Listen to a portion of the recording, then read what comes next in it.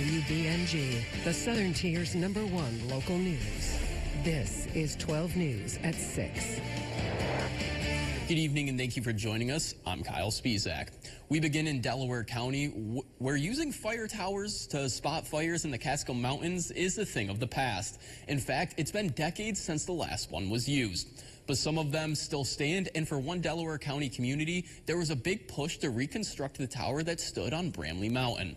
12 News' Nicole Long climbed the stairs and takes us up through the vast history of the Bramley Mountain Fire Tower.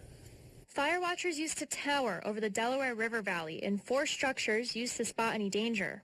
Working together, these towers would see smoke, and they would use a map that was in the center of the fire tower to determine the direction of where that fire was, and then they could talk to one another.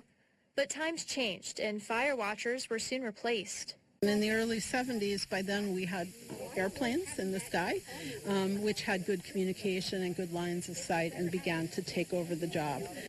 But that left a dozen stories of steel, silently still watching over the mountains. The state of New York, when they decommissioned the towers, they took some of them down, but they discovered that that was a pretty costly job, so they offered them up to the general public to the highest bidder. And that highest bidder happened to be a Delhi dairy farmer.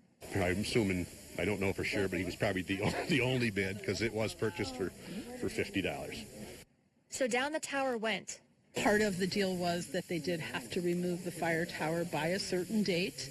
And at the Clark's Dairy Farm is where the pieces of the tower, neatly stacked, sat. Shortly thereafter, we took it down. I was just a little squirt, but they took it down, and it's been stored on the farm for the last 50-some years, for near 50 years, yeah.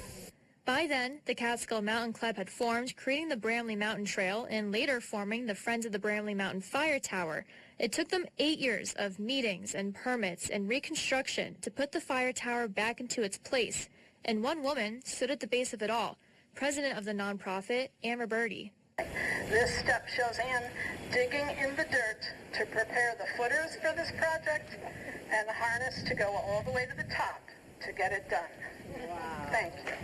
So now, the tower once again looms over the Delaware River Valley, not only in its present reconstructed glory, but as a stairway into the past. In Delaware County, Nicole Long, 12 News.